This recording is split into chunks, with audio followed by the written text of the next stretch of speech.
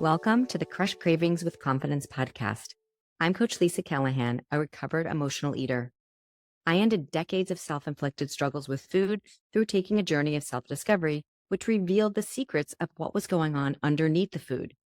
Throughout this podcast, we'll explore topics that are rarely talked about, like low self-esteem, lack of confidence, people-pleasing, and decades of self-sabotaging behaviors. Rather than just focusing on the food, we'll dive deeper into aspects of who you are as a person and how you ended up relying on food for comfort to begin with. My mission is simple: to empower women to regain their confidence and prioritize self-love, regardless of the number on the scale. Discover what you've really been craving, and trust me, it's not about the food. This podcast is based on insights shared from the Women's Emotional Eating Community Support Group on Facebook, so be sure to check out the show notes for the link to the group and a complimentary gift just for you. Now, let's dive into today's episode.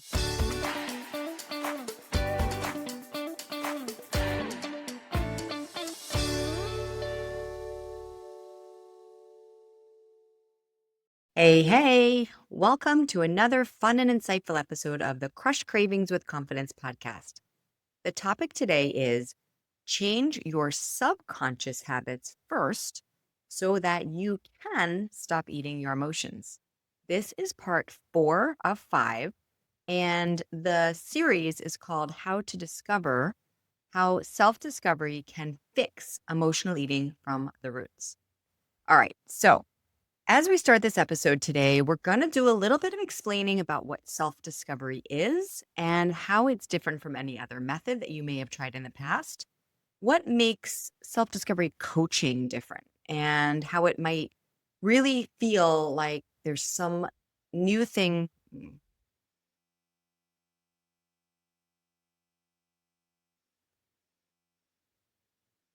All right, take 2.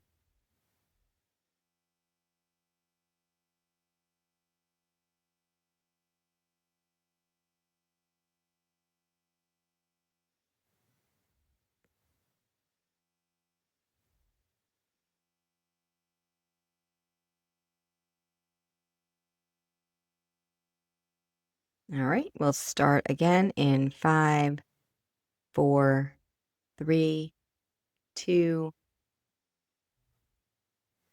Hey, welcome to another fun and insightful episode of the Crush Cravings with Confidence podcast. The topic today is change your subconscious habits first so that you can stop eating your emotions. This is part 4 of the 5-part series on how self-discovery can fix emotional eating from the roots.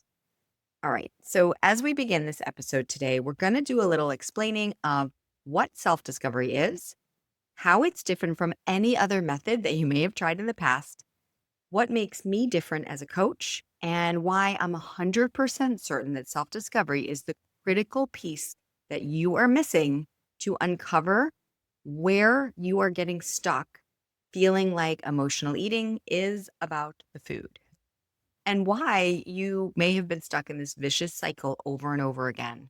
Think about how many times you have told yourself you're on the wagon or off the wagon, or that you feel like you're on a merry-go-round or a roller coaster or a seesaw. And everything just feels like it's on rinse and repeat, even though you've maybe tried over 100 diets. I mean, I know I went on at least over 50 and have spent thousands and thousands of dollars trying to figure out why it was that I was emotionally eating, and that in between me being on a diet, that I just, I couldn't control myself. I ended up gaining weight. I didn't feel good. And all the things that were happening that just felt like, well, this is just me. And I just have to stay on a diet forever because I know myself so well.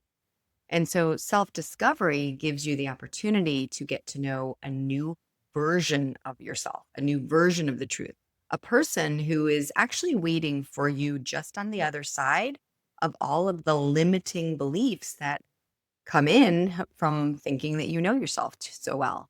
Because if you never get to know that version of you that absolutely can be trusted in any given set of circumstances, period, end of story. If you never give yourself an opportunity or a chance to get to know her, well, then, yeah, you will keep rotating through the same exact cycle. And this happens for decades. And I know myself was, 30 decades, or 30 years rather. And so it just feels like this, on and off, but there's a reason, there's a root, and there's a way to discover a new way of thinking, period. All right. So let's be clear.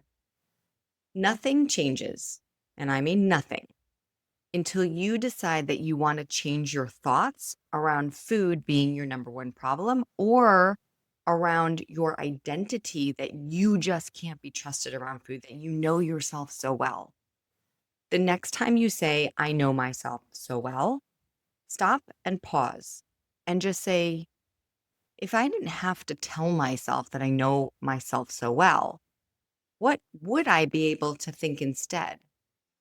Because you can't have thoughts that you know yourself so well. And a lot of those thoughts are negative. They're basically telling you that you cannot be trusted. You don't really care about yourself enough because, you're so willing to use food to hurt yourself. You're not really that strong. You're not capable. You need food as a crutch or a comfort. And so the version that you keep telling yourself that like that one, that's not your highest potential. And if you think that's your highest potential, then I want to really stop you right there. And that's the only way that self discovery can help you is if you decide that you want to open your mindset to a new level of awareness. If you don't, and if you want to keep repeating the same old story over and over again, then self discovery is not going to be the solution for you because you wouldn't be willing to start to think new thoughts. And nothing's easy for the unwilling. So nothing changes. Just write this down because it's really clear. Nothing changes until you decide that you want to change your thoughts around food being the problem or around your past identity, the one thing that you know about yourself that you can't be trusted. Until you want to change that, nothing changes. And if you want to do it in just a writing exercise, you can do that. You can actually write down, like, what if I didn't have to tell myself that I can't be trusted around food? What else could I think? What if I didn't have to tell myself that I know myself so well? What else could I think? What if I didn't have to tell myself that I need food to comfort myself? What else could I think?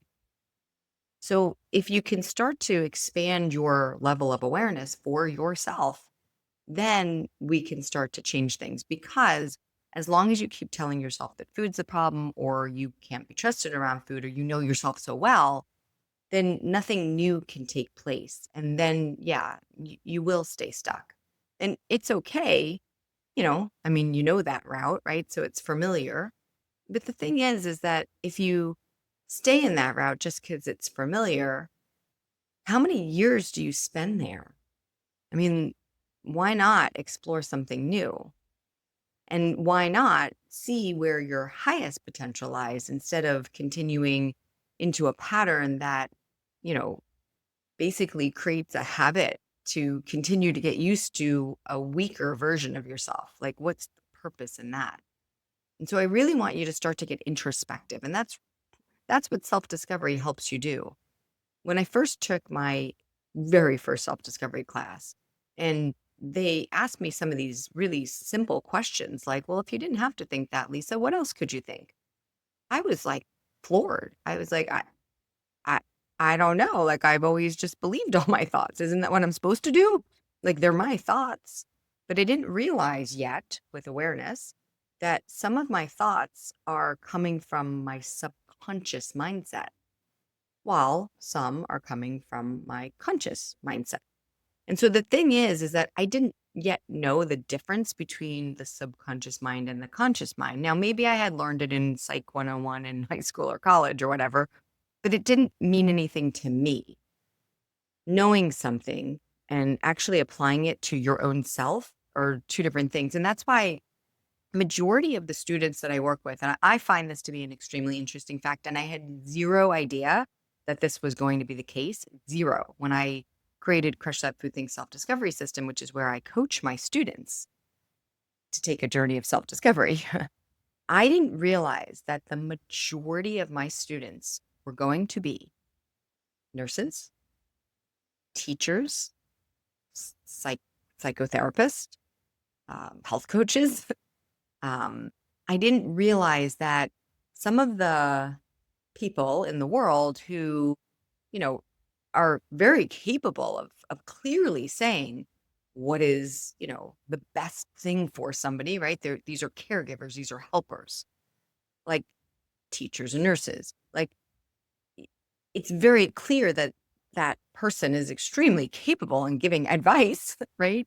And if you're gonna be in that career, I mean, you have to be educated, right? So this is not like unsophisticated human being that doesn't, know things. Like this is an educated person. And I was an educated person. So I used to think to myself, well, I know the right thing to do. I just don't do it. Oh well. Not recognizing that the education is meaningless because you can give someone advice and you can tell anybody what to do. And yet if you're not like putting yourself into that position where that advice applies to you as well and not being able to like see it clearly to know like, well, hang on a minute, there are these things called subconscious thoughts. And I wonder if those are the thoughts that are actually keeping me stuck, the ones that I am on rinse and repeat with. There's a piece of advice that I will give you right now, and you can write it down. They always say, like, practice what you preach. Great advice. But how about if you only were to preach what you practice?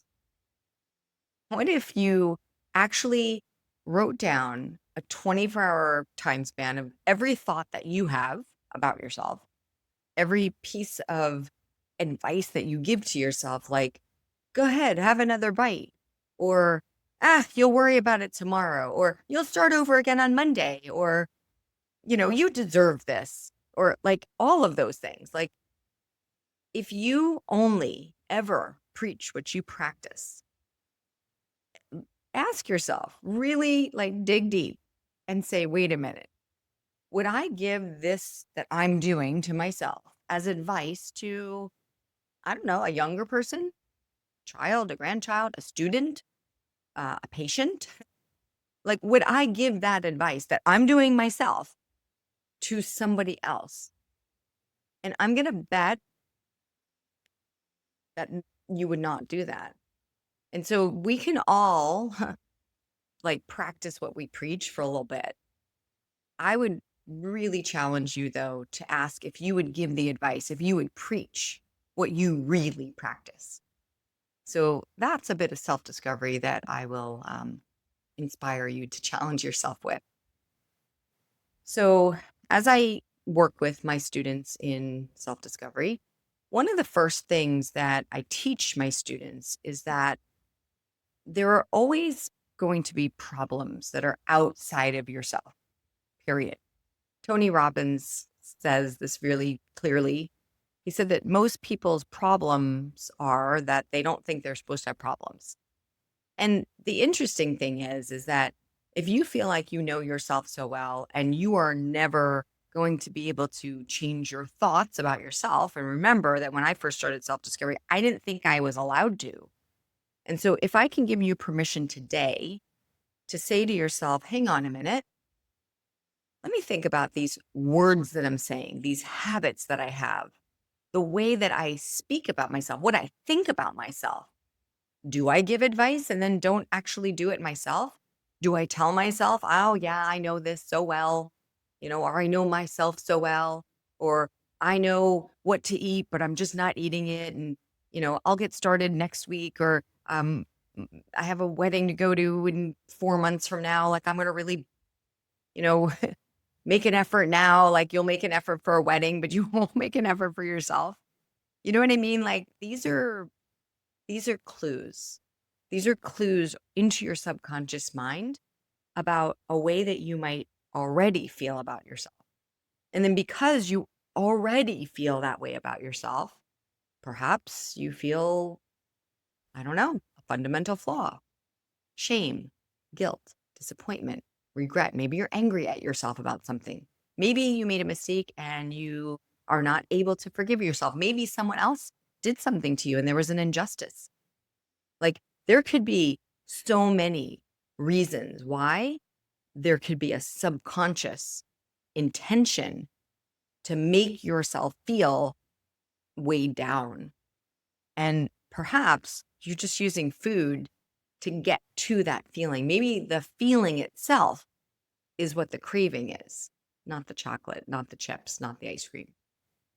And so as we start to think about these problems and we start to be able to investigate, like, well, how many things am I saying are problems that lead me to perhaps not taking care of myself, overeating? Maybe I'm not, I don't know, walking, or, I'm just like, I'll get to it tomorrow. Like, oh, everybody else is so important and I don't really have time for myself. Like, what habits are you doing that are not serving your best interest because you may have a ton of problems that you feel you have, but those are the things that make you feel horrible about yourself.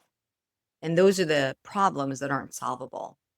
This is like worrying about other people and worrying about things that maybe haven't happened yet, or worrying about things that happened in the past and you can't change them, worrying about not feeling in control of things. These are what we call in self discovery pseudo problems. These are the things that keep you up at night, all night, thinking about them, ruminating about them, things that you could have said, things that you could have done, things that you wish you could have done, things that you should do, things that you shouldn't do.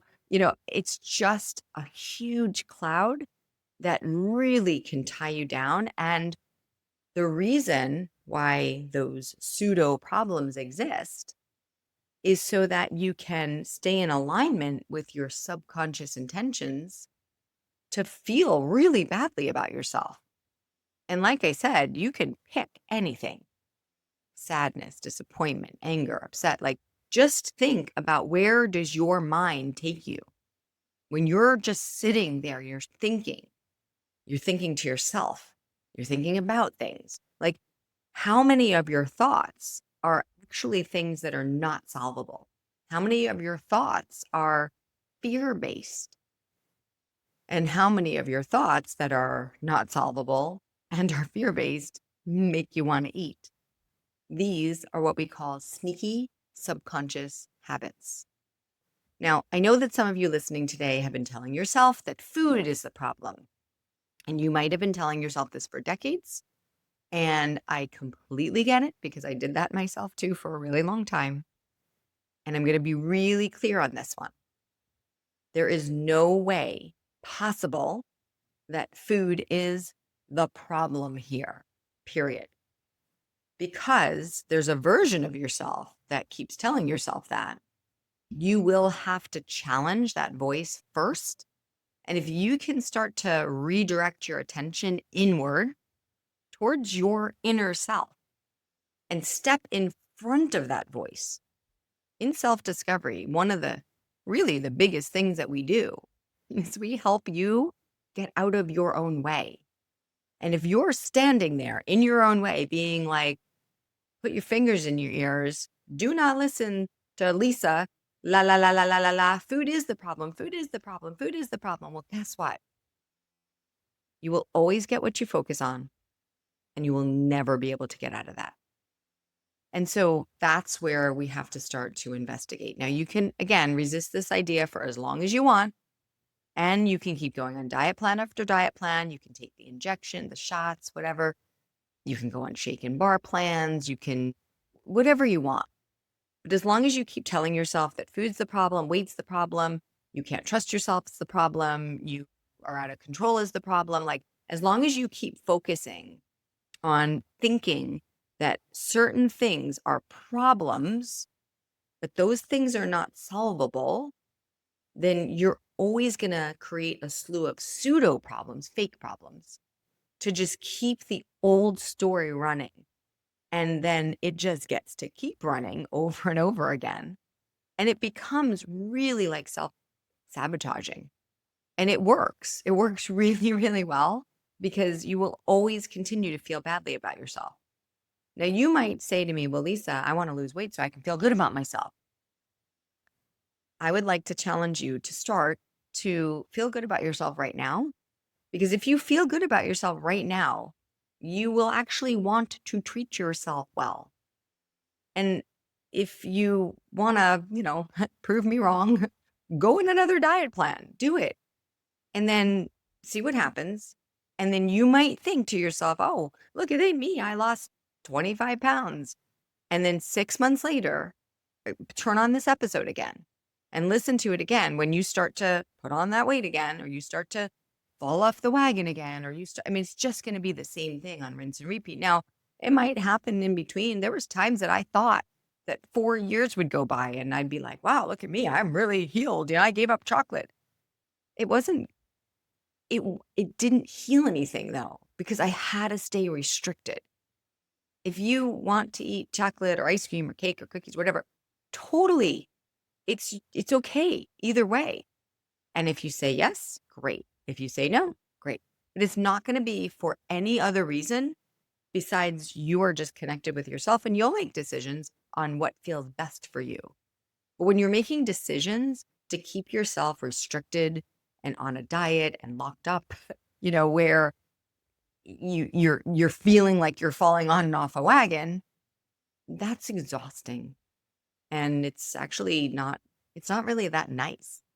I can't imagine that if there was a brand new little baby born and you told that little baby, hey, this is how it is, enjoy your couple of years here when you're a kid and eat whatever you want. But like after that, it's like, lock it up. That doesn't really feel good. And so I can't imagine that you would want this restrictive way to live for an innocent child. And yet you are also that innocent child. And I know that you may have a history of I don't know, being an overweight kid or having to go on a diet when you were 9 years old and going to Weight Watchers. There's plenty of stories out there, plenty, where somebody judged you, somebody told you you were getting a little chubby, those things though, they happened for you, not to you. And I say this with the utmost love because they weren't meant to then make you sabotage your own best interests. They might, though, have been now seeded in there as what we call in self discovery a limiting belief. So they may have created an idea that you have about yourself that maybe I'm unlovable, or maybe I'm not worth it, or maybe, you know, somebody doesn't like me just the way I am. I have to change to be loved. And so if that's your idea, you might keep repeating that over and over again. And because of society, because of diet culture, it just feels normal. But if you haven't watched any of my other episodes, there's an episode that's all about levels of awareness and what type of emotional leader you are. And so in the levels of awareness and what type of emotional leader you are, we call this compare aware, which is where you just are looking outside of yourself and comparing yourself to other people's stories.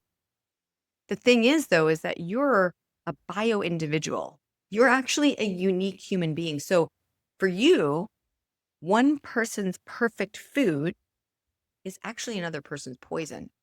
So it really doesn't work to compare yourself to someone else. It also isn't really, helpful for you when you go into the next level of awareness, which is conflict aware, which is most of our students, because again, like I said, educated people, teachers, nurses, educators, right? Most people know the difference between an apple and a Dorito. Like most people know that. And so when you go into these, diets, especially if it's a medical thing and you go to your doctor and you're like, oh, I have to look up, I don't know, what's healthy to eat when you're starting to get diabetes. Like you kind of know. You know what I mean? It's not rocket science. You pretty much know the difference. And yet, if we don't fix the root cause of the problem, it's not going to matter. Like all the medical advice, all the papers that your doctor hands you with like the food groups and stuff, like you don't need to relearn the same thing over and over and over again, which you actually will want to do. And I'll stop myself there. There's a difference between the word need and the word want. Need is actually a child's word. It feels desperate, it feels dramatic. It's like, I need to do this. I want to know what you want. Do you want to fix the root cause of the problem? Because if you do, let's figure out why the root cause of the problem has started to begin with. Let's figure out together your subconscious intention. So as you embrace this new idea that you will have to start recognizing with awareness that you do not have to live on a diet, period, and that you absolutely can be trusted, you're going to step into the next level of awareness, which is called curiosity aware and then self-aware. And once you're in curiosity aware and self-aware, your mind is going to open up to a new level of awareness. So that way, you're going to begin to understand the root cause of the problem. And you're going to understand that you do have sneaky subconscious thoughts. And the subconscious thoughts have become a habit. And food really is just one of the ingredients that is necessary to keep these pseudo problems, these kind of fake problems where I'm worried about not being able to be trusted. I can't keep food in the house. Oh, darn it. I screwed up again. I'll just start over on Monday. Like these are all fake problems and they really keep things at a highly dramatic level. So I want to invite you into an opportunity to start to de-escalate drama. Because think about it. All of that is like a sense of fight or flight. It's nervous system stuff. It's like, I can't be trusted. Run. It's panic. And so you don't want to invite things that are going to stimulate your nervous system in a panicked fight or flight way. I want you to start to investigate the peace within you. That's where you'll start to tap into your spiritual voice. That's where you'll start to step out of your fight or flight and into your goodness, into your magnificence, into your confidence, your powerfully minded you, the one that's saying, I can't be trusted. That's not your highest self. That's not the powerfully minded you. And that powerfully minded you, that's your conscious. That's your conscious mind. This weakened version of yourself, this I can't be trusted, get the food out of the house, there's no way, I know myself so well.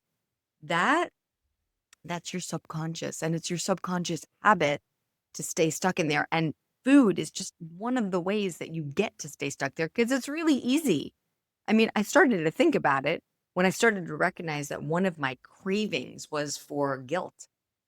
And then I thought, well, dang it, what a better way to feel guilty than to have cookies in front of me and to know, like, no, I don't really want to eat that. And then to be like, no, eat it. Go ahead.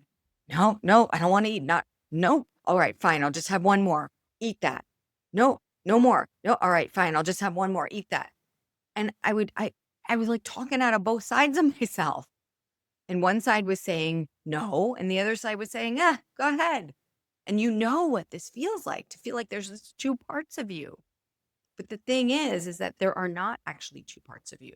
There is one of you, one human being. And yet at the same time, there is a subconscious version of you, and you're gonna have to learn how to hear her and be able to tell her, thank you for your thoughts. That's not what I want. And that's why she's going to say, you need that cookie now. And you're going to say, actually, I don't. I want to feel really good. And if I eat that cookie now, another one, I'm probably not going to feel good. And actually, feeling good is my highest priority.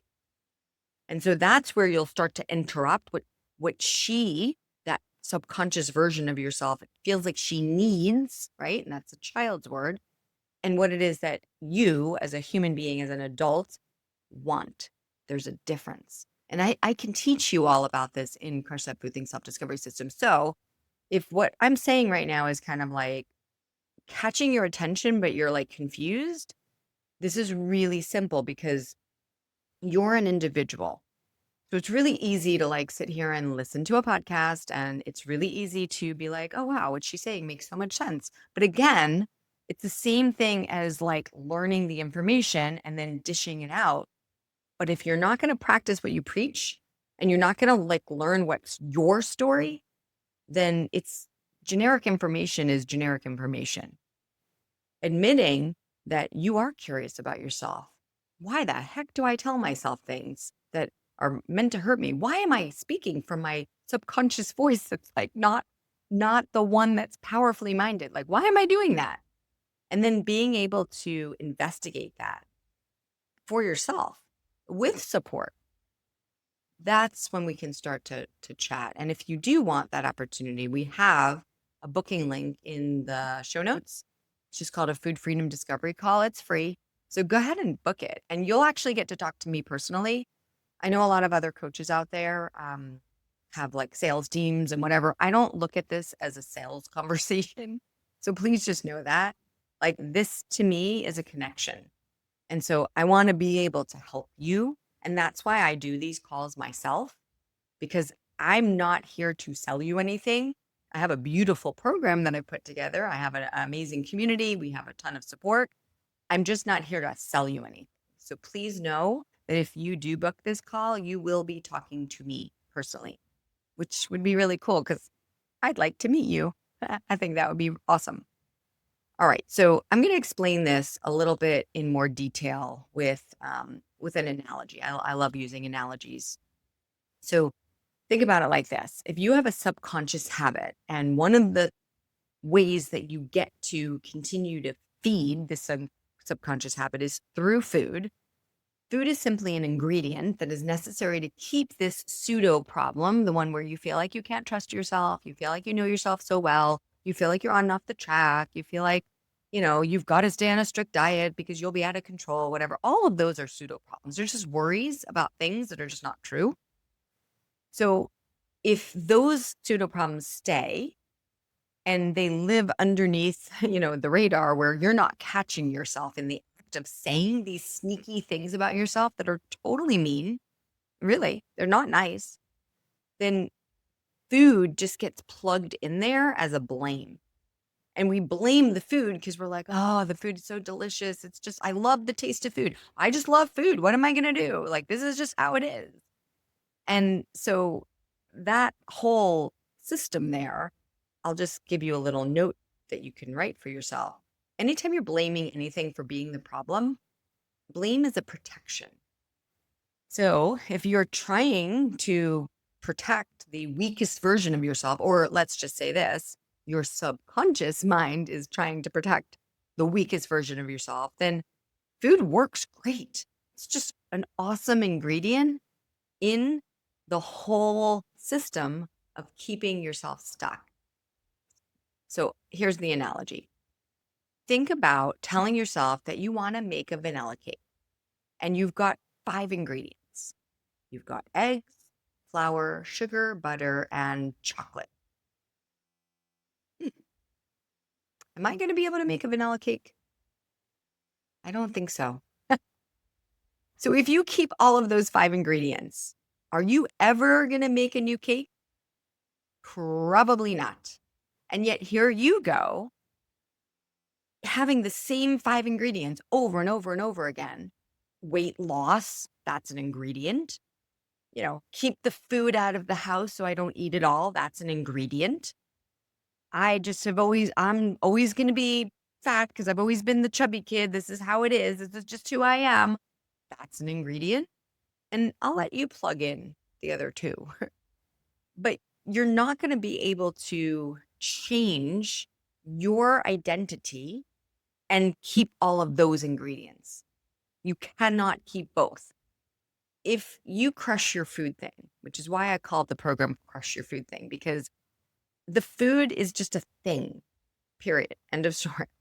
And so if you crush your food thing, Do you think that you are going to ever be able to say again, I don't trust myself around food? No. Can you imagine a version of you that if food was around, if you were going on a cruise, if there was a vacation, if there was whatever, it didn't matter, that you would never, ever, ever say, oh gosh, so much food around. Oh, I can't stop eating. You would never say that again. And now you can tell me, but Lisa, of course I have to say that. No, you wouldn't. No, you would not. That is a subconscious habit. It's one of the ingredients of how you stay stuck. And I challenge you to decide that you want to learn how to change that, how to get out of that identity. Okay, so let's talk a little bit more about how we're going to direct this attention inward and how we're going to leave these pseudo problems out so that you can finally get results that you deserve. So let's think about how this all started. Once upon a time, you were born and you were innocent. You were magnificent. You had energy. You had, you know, every chance and opportunity that anybody has, any human being. Every human being has the same, at least the same goodness inside. I know we all come from different backgrounds. We've all have different stories. Everybody has a story. I wonder sometimes why I was, I don't know, born a girl, why I was born in the United States. Like why, I don't know. Like there has to be reasons, right? And it's not just good luck or bad luck. You were born with goodness inside of you. Everybody was born with goodness, period. And then it's like some things through life happen. And yes, they jar you, they rattle you. You start to create an identity. I remember when I was 3 years old and I went into a nursery school class and I was so excited to play with the kids, But I went over to this group of girls and they started to cry because they told the teacher they were hugging their dolls and they said, "We don't want to play with a boy." And I'm like, "A boy?" I'm like, "Where? Where's there a boy?" They thought I was a boy because I had pants on and I had really short curly hair. So they thought they were going to have to play with a boy. I mean, suddenly I got an identity created. I was like, "What? I didn't know." That wasn't the first time that happened. Well, let me rephrase that. That wasn't the last time that happened. It was the first time though. But like suddenly it's just like things just start to change, and things aren't as simple. So I want you to start to think about your life as a yarn ball. Everyone begins their life as a single string. And then as things happen in life, things like that, everything winds just one little string after another. Now, mind you, I'm not talking about like wind, like the yarn thing where you keep it in your hands and it's like goes round and round in like a perfect circle. Like I'm talking about like twisty, windy yarn ball. And suddenly you've got this whole life and it's this huge yarn ball. And I want to teach you about what self discovery is because if you wanted to unwind that yarn ball, you might think that there's a traditional approach to just start from the outside and start winding outside, right? To start to unwind the ball. But that's going to take a while and it's also pretty boring. Plus, since you've got your attention focused on the outside of the ball, all of the things on the inside, they can get more tightly wound and you'll end up focusing your attention on the outside, which is surface level solutions. So while you're on the outside of the yarn ball, the inside gets tighter. And the thing that we like to do is we want to go inside the ball. And so if every effort that you take to go on the outside of the ball ends up tightening the inside of the ball more, it's just going to bury the root cause, like the core of what's tight on the inside to begin with. And it creates these sneaky subconscious habits that end up allowing the inside stuff to be hidden more and more. And it almost makes it impossible to find, which is why the subconscious, like learning how to understand like what the subconscious habits are, learning how to hear your own words that are leading you more and more towards this tightening of that center. That is what's helpful when you're wanting to discover a new identity for yourself. And that's how you're going to be able to solve the mystery of your emotional eating habits from the roots. So, what self discovery does is it allows you to kind of reach into the center of that yarn ball, wiggle some stuff around, and it allows you to pull like one string, just like this. And it's like it relieves something from the inside. So suddenly it's not such a dark inside, it's like, oh, wait a minute. I've discovered something new, like something that makes sense. And it gives you a sense of relief. It also gives you a sense of like empowerment because you're like, wow, I can just keep investigating the inside of this ball here. And every time I hit a little knot where I go, boop, boop, boop, where it like tightens, you can be like, oh, wait, I just have to go inside the yarn ball and wiggle some stuff around again and open some space. And that's an amazing feeling because suddenly the whole ball becomes looser and looser. And everything on the inside of that ball is all the stuff that, you know, it's the stuff that ends up keeping you like dimming your own light, like the people pleasing stuff, the perfectionism stuff, the worrying about things you can't change stuff. All of that stuff is on the inside of the ball. So I'd like to be able to help you get inside there so that you can start to wiggle some stuff around so that you can start to understand what is the root cause of the problem. What's the one common thread? And like I said, for me, parts of the common thread were guilt. And I did understand from self discovery and from all the courses that I took and all the work that I did on myself and all the investigation where that root started. I'm not going to talk about that specifically on this episode, because I want to stay on task. But there was a common thread.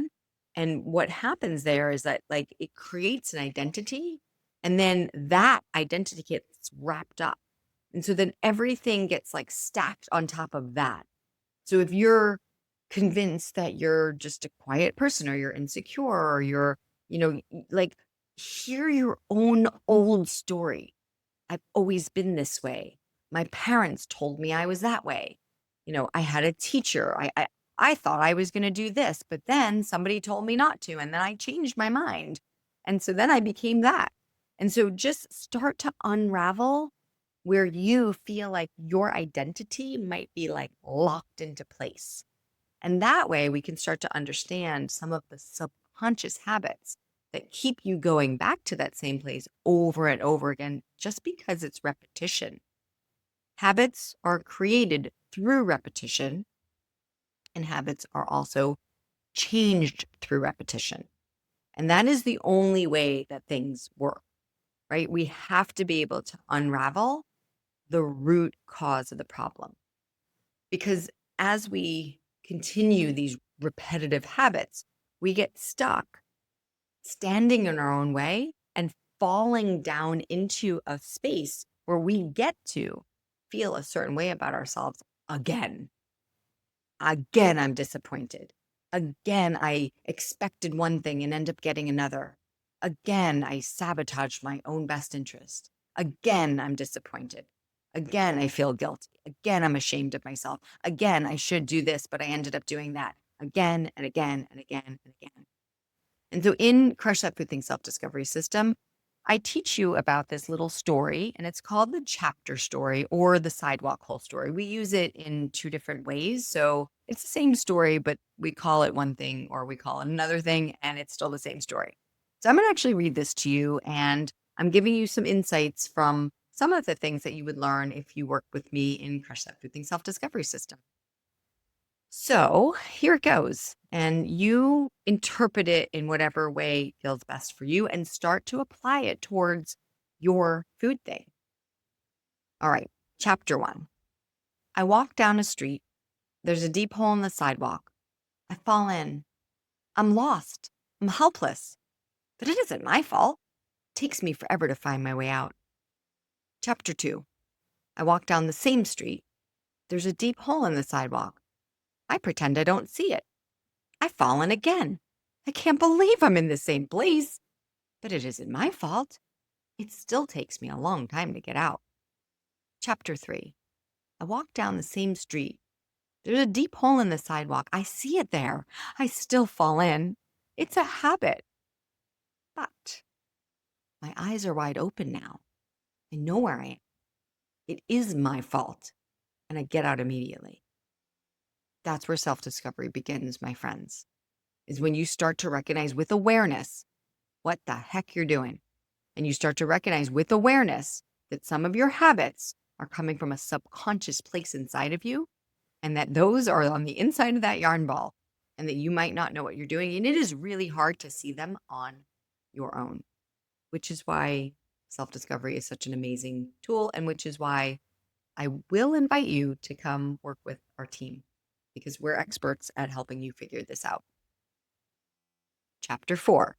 I walk down the same street. There's a deep hole in the sidewalk. I walk around it. That's the power that I want to be able to teach you.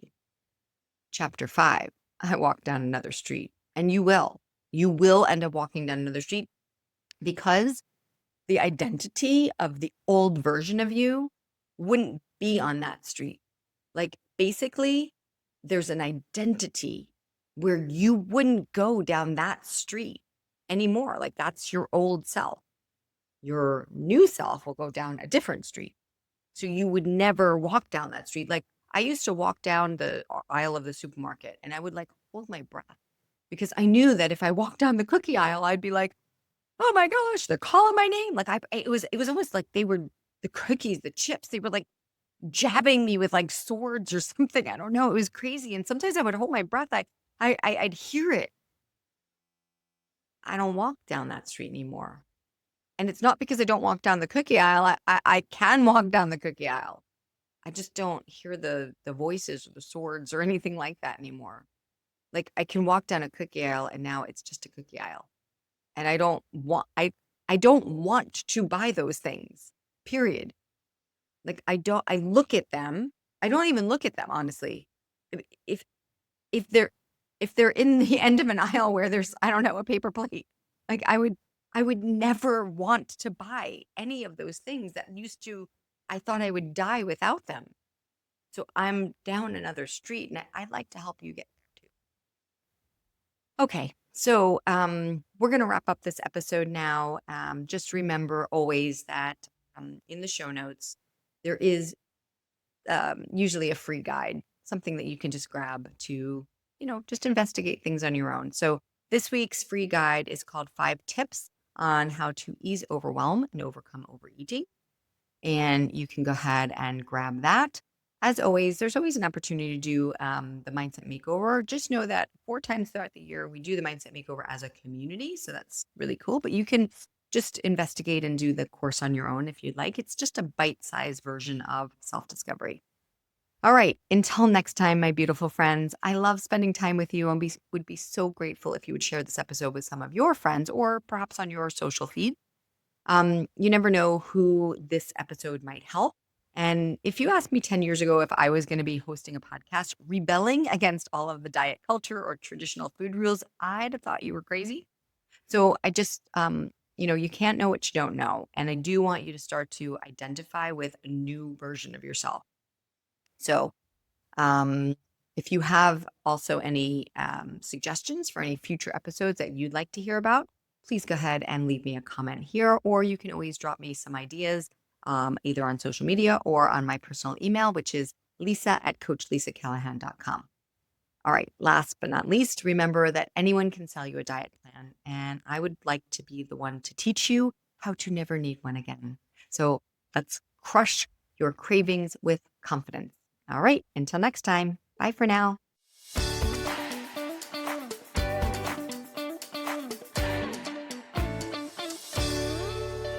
All right, my beautiful friend, that brings us to the end of another episode from the Crush Cravings with Confidence podcast. I hope you enjoyed listening today and took something from our conversation that you are going to put into immediate action. I love spending time with you and would be so grateful if you would share this podcast with at least one friend today who you think might be struggling too. And don't forget to hit the subscribe button so that you don't miss out on any other amazing topics. And please, please do leave me a review. It would mean the world to me. Thanks again for listening, and I'll see you in the next one. Bye for now.